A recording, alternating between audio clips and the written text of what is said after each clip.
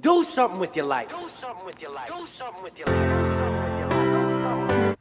What's up, everybody? It's your girl TJ, and it is time for another Finance for Thought video. Now, this will still go along with the college theme of the actual longer style video that I did this week also. And we are talking about college. Now, this week's question, are you eating away your kids' college fund?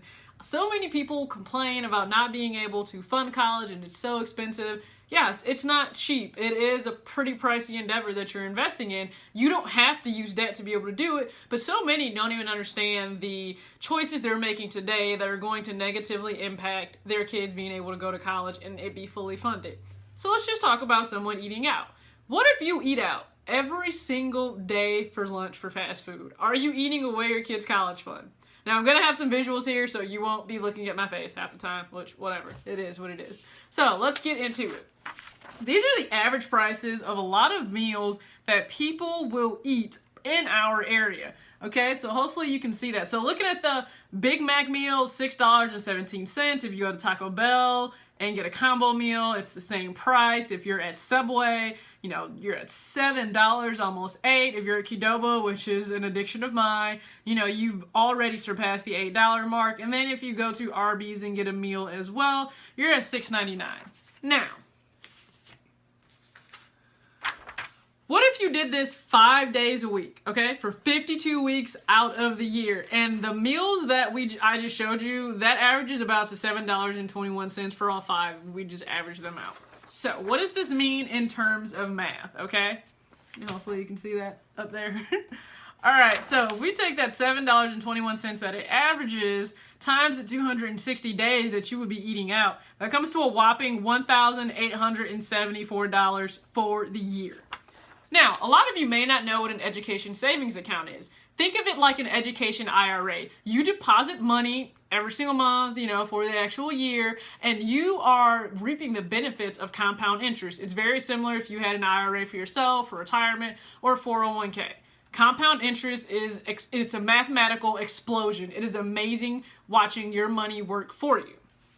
Now, based on your income, there is a $2,000 limit every single year that you can put in, provided your household brings home less than $200,000 a year.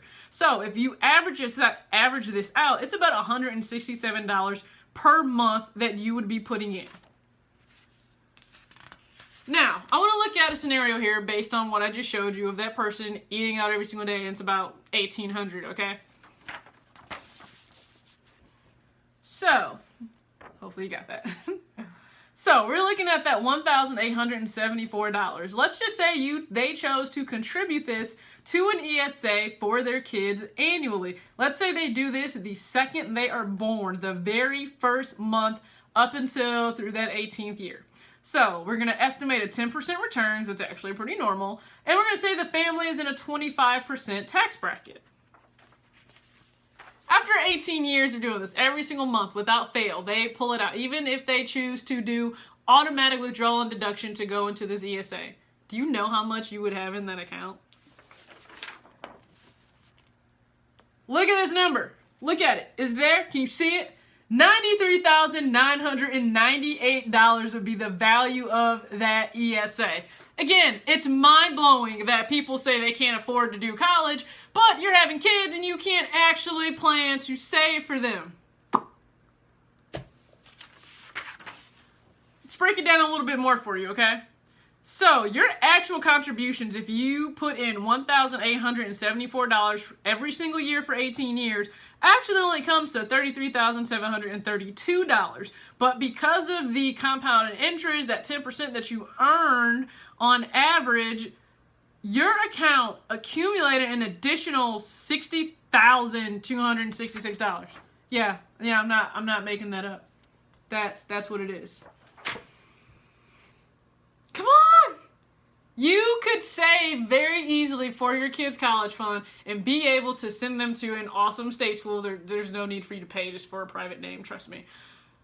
But so many parents are eating away their kids' college fund. Like I told you, I literally watch somebody eat out every single day, and I guarantee you they're going to complain that they can't afford to send their kid to college when it's time for them to go. So parents, I just really want you to prioritize and think about how much does it mean for your child to be financially secure and set. You know, do you need to go to them and explain to them, sweetie, I'm sorry, but that Big Mac meal was just so much more important than you going to college?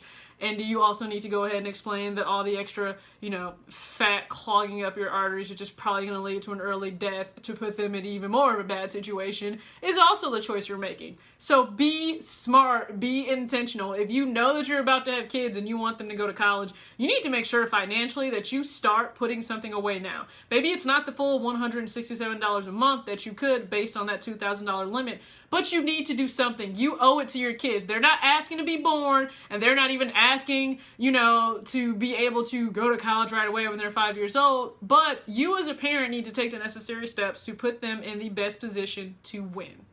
So, are you eating away your kids' college fund?